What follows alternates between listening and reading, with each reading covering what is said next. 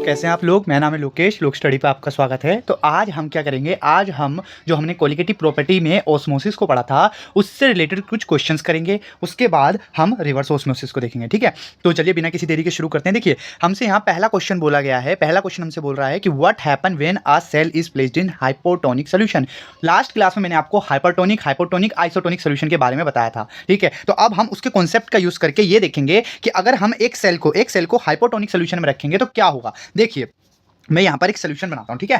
Suppose देखिए ये एक बीकर है, समझाने के पॉइंट ऑफ व्यू से ये एक हमारे पास एक बीकर है, ठीक है। अब इस बीकर में क्या है हमारे पास, इस बीकर में हमारे पास वाटर है, या कह देते हैं यहाँ पर हमारे पास सोल्यूशन है। देखिए सोल्यूशन हमारे पास बीकर के अंदर, ठीक है। अब इस सोल्यूशन के अंदर एक सेल रखी हुई है, क्या रखी हुई है, एक सेल रखी हुई है सोल्यूशन के अंदर। यहाँ पर ये एक सेल रखी हुई है।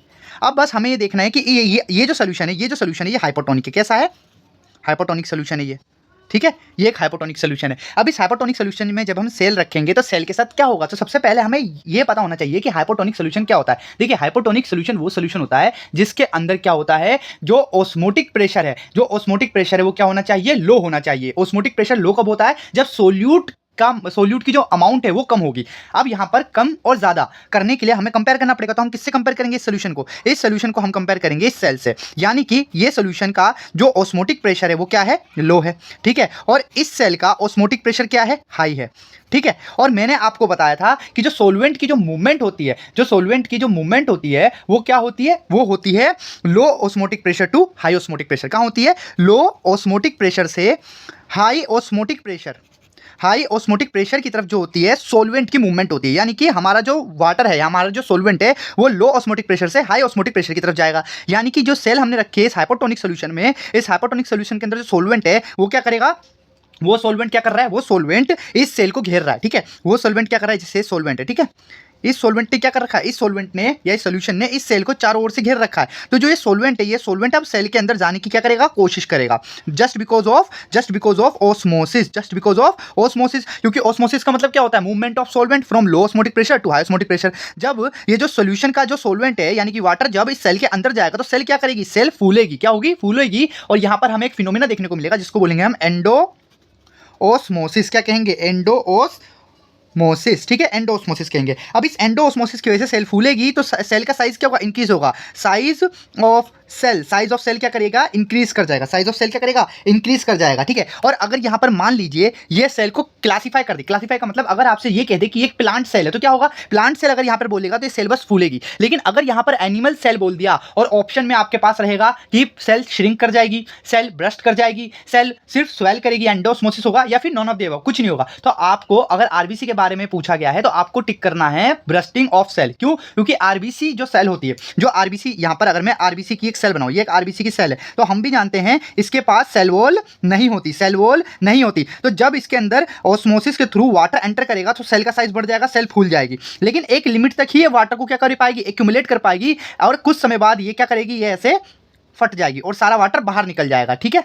आई बात समझ। तो यहां पर क्या होगा, आरबीसी की क्या हो जाएगी, ब्रस्टिंग हो जाएगी। आरबीसी की सेल जो होगी वो ब्रस्ट कर जाएगी, फट जाएगी। लेकिन यहीं पर अगर प्लांट सेल होगी तो प्लांट सेल फटेगी नहीं, सिर्फ फूलेगी। क्यों, क्योंकि जो सेल वॉल है वो डेड होती है और वो क्या करेगी, जो प्लाज्मा मेम्ब्रेन है, सेल मेम्ब्रेन है, उसको आगे बढ़ने से रोक लेगी, उसके लिए एक वॉल की तरह काम करेगी। इसीलिए जो प्लांट सेल वो अप टू अ लिमिट ही क्या करेगी, स्वेल करेगी, उसके बाद वो स्वेल नहीं करेगी। आई बात समझ। तो यहां पर आपको याद रखना है कि अगर नॉर्मल सेल की बात कर रहा है और हाइपोटोनिक सोल्यूशन है तो सिर्फ हम लिखेंगे एंडोस्मोसिस और इंक्रीज इन साइज। लेकिन अगर यहां पर उस सेल को क्लासिफाई कर दिया और बोल दिया प्लांट सेल, तो आप बोलेंगे साइज इंक्रीज करेगा लेकिन ब्रस्टिंग नहीं होगी। लेकिन अगर एनिमल सेल यानी आरबीसी की बात करेगा तो यहां पर सेल ब्रस्ट कर जाएगी, जस्ट बिकॉज एनिमल सेल या फिर आरबीसी में कोई भी सेल वॉल नहीं होती, ठीक है। आई होप आपको ये क्वेश्चन समझ में आया होगा। तो एक बार क्या करते हैं, इसकी एक स्टेटमेंट लिख लेते हैं ताकि जब भी हम इस क्वेश्चन को देखें तो वो स्टेटमेंट हमें याद आ जाए और हम इस क्वेश्चन को गलत ना करें। तो स्टेटमेंट क्या है, cell placed in hypotonic solution,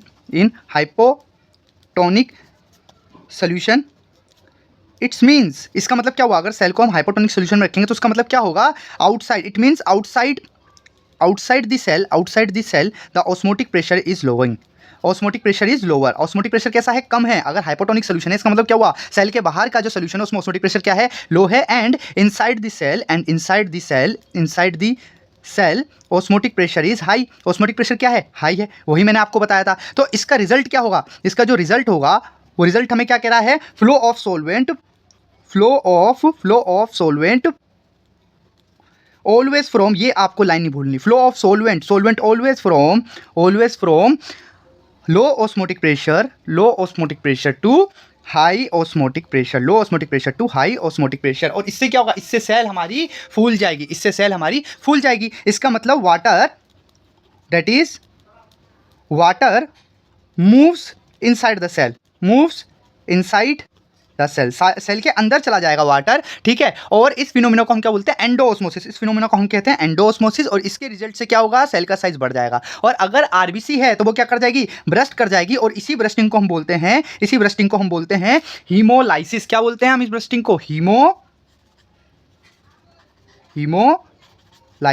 haemolysis क्या होता है, bursting of the cell, bursting of RBC, bursting of red blood cell को हम बोलते हैं हीमोलाइसिस, ठीक है। आई होप आपको ये क्वेश्चन पूरा समझ में आया होगा। चलिए अगला क्वेश्चन करते हैं। अब अगला क्वेश्चन हमारे पास क्या है कि अगर कोई सेल, मान लीजिए ये तो हमने हाइपोटोनिक सोल्यूशन लिया, अब हम क्या करते हैं, अब हम एक काम करते हैं, हम क्या करते हैं, हम एक और बीकर लेते हैं। और इस बार हमने बीकर में क्या लिया है, चलिए आरबीसी हम ले लेते हैं, आरबीसी हमने एक सेल ले ली चलिए। लेकिन जो हमने इस बार सोल्यूशन लिया ना, वो सोल्यूशन कैसा, वो सोल्यूशन है हाइपरटोनिक। कैसा है, हाइपरटोनिक मतलब हाई कंसंट्रेशन मतलब इस सोल्यूशन का जो ऑस्मोटिक प्रेशर होगा वो क्या होगा, हायर होगा देन दी सेल का जो इनसाइड द सेल जो ऑस्मोटिक प्रेशर होगा वो क्या होगा, कम होगा as compare to the solution. तो इस बार जो मूवमेंट होगी कहां से कहां होगी, सेल से कहां होगी, सोल्यूशन की तरफ होगी। क्या, मूवमेंट ऑफ सोलवेंट। क्यों ऐसा है, because cell have low osmotic pressure and solution have high osmotic pressure, ठीक है। और इन ऑस्मोसिस, और ऑस्मोसिस में क्या होता है बताइए मुझे, ऑस्मोसिस में होता है movement of solvent from low osmotic pressure to high osmotic pressure. ये किसके अंडर होता है, ये ऑस्मोसिस के अंडर होता है। तो इससे क्या होगा, अगर सेल से सारा पानी निकल गया तो सेल क्या कर जाएगी, सेल कर जाएगी श्रिंक, सेल क्या कर जाएगी, श्रिंक मतलब हो गया size of cell will decrease, size of cell क्या कर जाएगा, डिक्रीज कर जाएगा, वो सिकुड़ जाएगी, मतलब सेल कुछ ऐसी हो जाएगी, ठीक है। आई होप आपको ये दोनों क्वेश्चन समझ में आए होंगे। अब हम रिवर्स ऑस्मोसिस को देख लेते हैं। किसको देख लेते हैं, रिवर्स ऑस्मोसिस को थोड़ा पढ़ लेते हैं, ठीक है।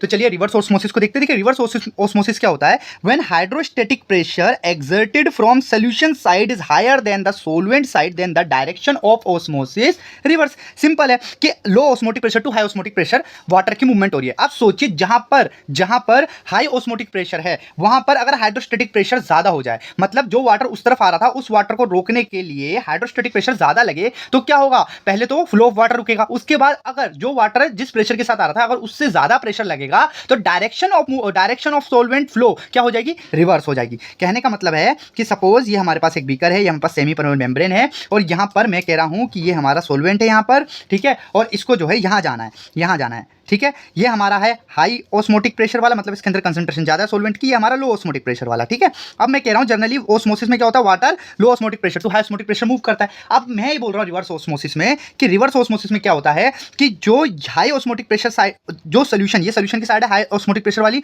यहां पर हाइड्रोस्टैटिक प्रेशर ज्यादा हो जाता है, हाइड्रोस्टैटिक जो प्रेशर है वो ज्यादा हो जाता है, जिससे क्या होता है, फ्लो ऑफ सोलवेंट जो होता है वो पहले रुकता है, उसको रोका जाता है, उसके बाद वो hydrostatic pressure high osmotic pressure वाली साइड पे इतना ज्यादा बढ़ जाता है कि वो इस डायरेक्शन को क्या कर जाता है, रिवर्स कर जाता है। क्या कर जाता है, रिवर्स कर देता है, ऑस्मोसिस की डायरेक्शन को रिवर्स कर देता है, ठीक है। इसी को बोलते हैं रिवर्स ऑस्मोसिस, ठीक है। तो when hydrostatic pressure exerted from solution side is higher than the solvent side, then the direction of osmosis reverse.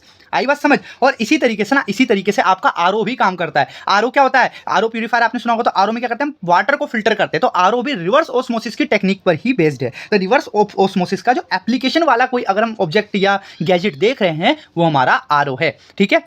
चलिए आगे बढ़ते हैं। अब कुछ क्वेश्चंस कर लेते हैं ऑस्मोसिस के ऊपर, ठीक है। अब देखिए यहाँ पर हमारे पास एक क्वेश्चन है कि हमें ऑस्मोटिक प्रेशर निकालना है 0.01 हमें ऑस्मोटिक प्रेशर निकालना है 0.01 molar solution of urea at 27 degree Celsius. तो यहाँ पर हमने लास्ट क्लास एक फॉर्मूला पढ़ा था ऑस्मोटिक प्रेशर वाला, P = CRT, यही पढ़ा था। आपको कंसंट्रेशन गिवन है, आपको टेम्परेचर गिवन है, ठीक है। आर कांस्टेंट है, इसकी वैल्यू आपको पता है तो आप निकाल लेंगे। तो निकालिए, प्रेशर बराबर क्या हो जाएगा, सी क्या है हमारे पास, कंसंट्रेशन है 0.01 इनटू आर की वैल्यू क्या है 0.082। अब यहाँ 27 डिग्री सेल्सियस है तो इससे पहले केल्विन में चेंज करेंगे तो 27 डिग्री सेल्सियस प्लस 273 तो हो गया 300 केल्विन।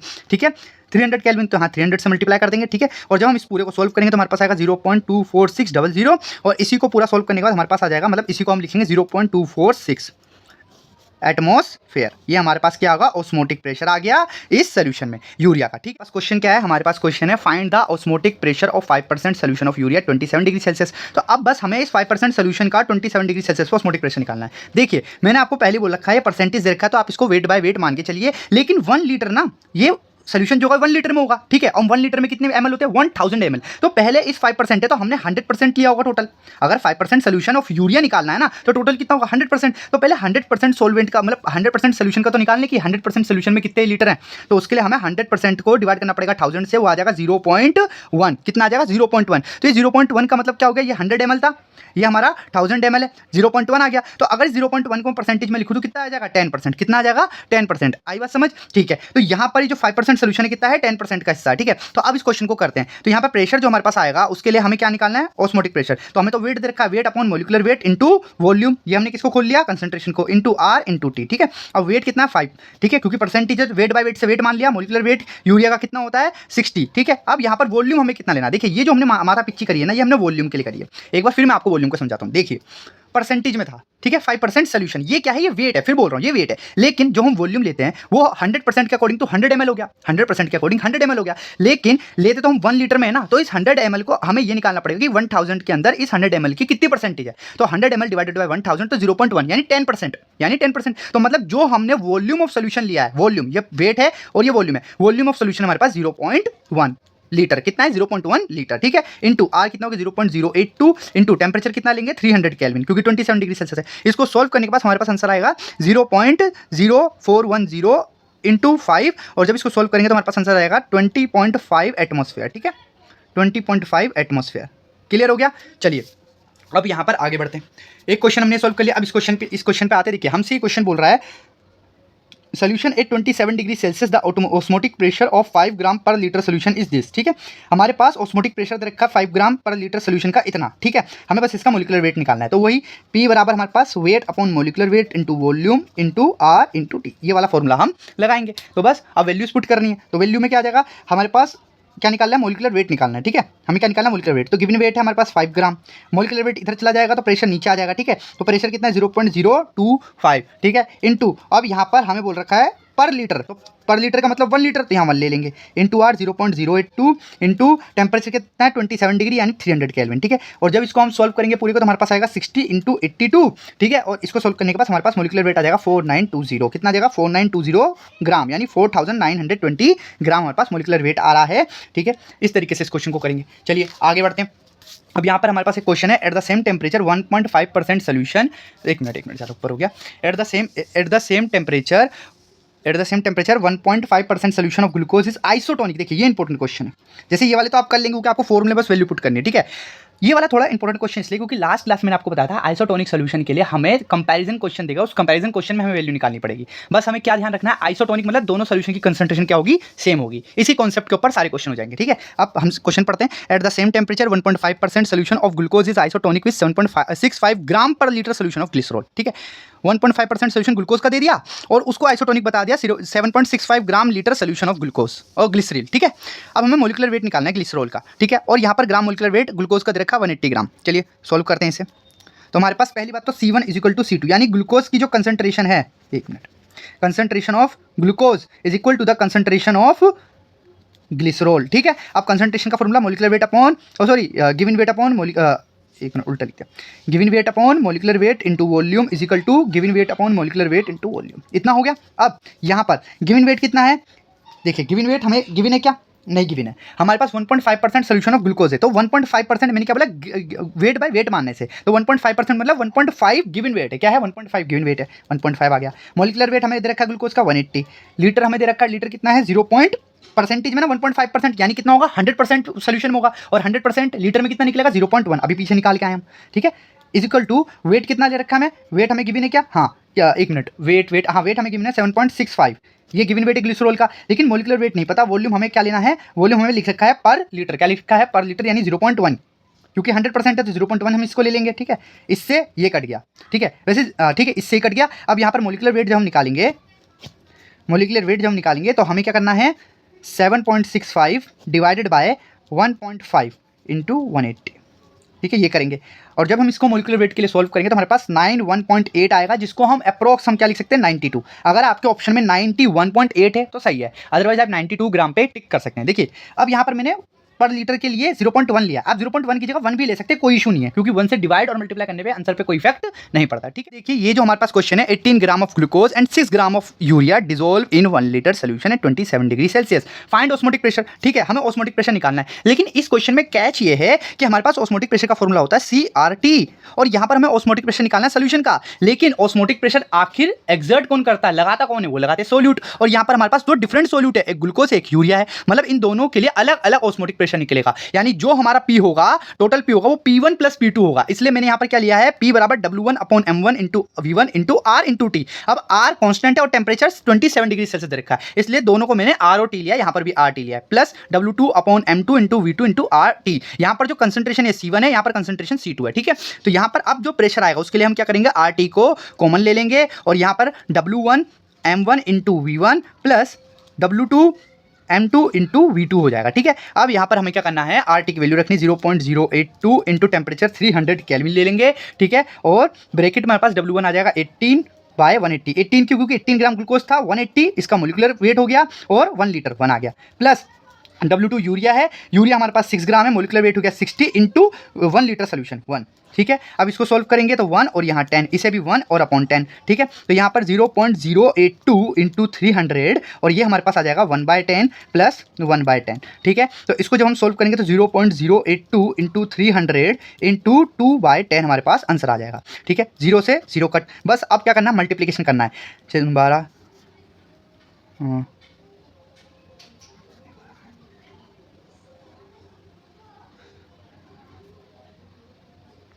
तो अब हमारे पास क्या गया, 2 3 जा 6 और 6 2 जा 12, 1 6 8 जा 48 और 49, ठीक है, 1 0 पीछे, तो 1 2 3 1 2 3, तो हमारे पास आंसर आ गया 4.92, क्या आ गया 4.92 एटमॉस्फेयर हमारे पास प्रेशर आ रहा है, टोटल प्रेशर है, ये इस सोल्यूशन का टोटल प्रेशर है 4.92 एटमॉस्फेयर, ठीक है। अब यहाँ पर हमारे पास एक और क्वेश्चन है, उस क्वेश्चन को और देख लेते हैं, ठीक है। अब ये क्वेश्चन हमें क्या कह रहा है, हमें ये क्वेश्चन कह रहा है the osmotic pressure of solution at 0 degree Celsius is 4 atmosphere. हमें ऑस्मोटिक प्रेशर दे रखा है सोल्यूशन का 0 डिग्री सेल्सियस यानी 273 केल्विन पे हमें ऑस्मोटिक प्रेशर दे रखा है सोल्यूशन का 4 atmosphere. What will be the osmotic pressure at 546 kelvin. अब यहाँ पर हमें दो ऑस्मोटिक प्रेशर को कंपेयर करना है। अब यहाँ पर ना आप कंपैरिजन से पहले एक चीज समझिए, एक चीज आपको समझना है, osmotic pressure of solution at 0 degree Celsius is 4 atmosphere, ठीक है।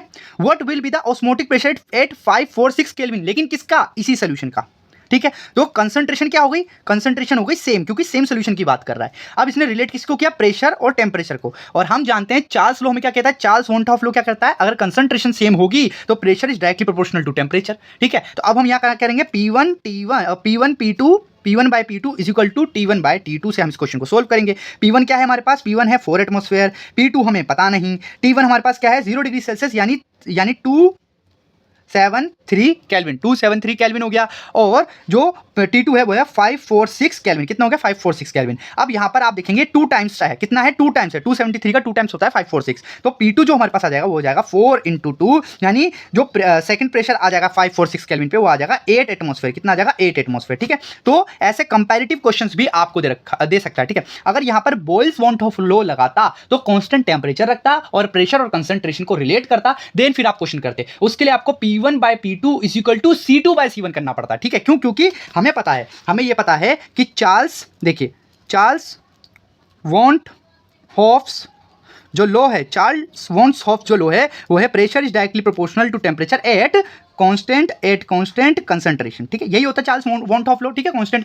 कंसंट्रेशन पे ऑस्मोटिक प्रेशर जो होता है वो डायरेक्टली प्रोपोर्शनल होता है टेम्परेचर के। जो बॉयल्स वॉन हॉफ लॉ है, Boyle's van Hoff's law, Boyle's bonds of law क्या कहता है कि ऑस्मोटिक प्रेशर या फिर pressure is inversely proportional to the volume, यानी कि osmotic pressure is directly proportional to the concentration. ये हो गया, क्योंकि volume is inversely proportional to the inverse of concentration होता है। तो यहाँ पर हमारे पास आया था P1/P2 is equal to C1/C2। मैंने गलती से C2/C1 बोल दिया था, लेकिन यहाँ से हमारा क्या आता है P1/P2 is equal to C1/C2। तो अगर सेम क्वेश्चन होता बॉयल्स के लिए तो आप इस तरीके से करते जैसे मैंने बताया। अब यहाँ चार्ल्स के लिए था तो हमने इस तरीके से किया, ठीक है, इस तरीके से क्वेश्चन को किया। आई होप आपको सारे क्वेश्चन जो होंगे समझ में आए होंगे। अगर आपको क्वेश्चन समझ में आए हैं या कोई भी डाउट है तो आप कमेंट सेक्शन में पूछ सकते हैं। और अगर आपको लेक्चर समझ आ रहा है, ठीक है, और आपको वीडियो अच्छी लग रही है तो प्लीज़ इसे लाइक कीजिए, शेयर कीजिए और चैनल को सब्सक्राइब कीजिए, क्योंकि यहाँ पर मैं नीट की प्रिपरेशन कराता हूँ।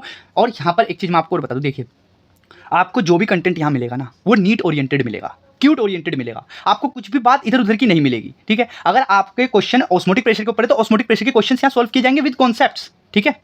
अगर आपने अभी तक स्ट्रक्चर ऑफ एटम वाली प्लेलिस्ट नहीं देखी है, आपने अगर सम बेसिक कॉन्सेप्ट वाली प्लेलिस्ट नहीं देखी तो प्लीज़ वो देख लीजिए, क्योंकि उसमें मैंने नीट ओरिएंटेड सारी बातें बताई हैं, ठीक है ना। उसमें मैंने क्वेश्चंस भी करवाए हैं, पूरा चैप्टर हर कॉन्सेप्ट के साथ क्लियर किया है, ठीक है।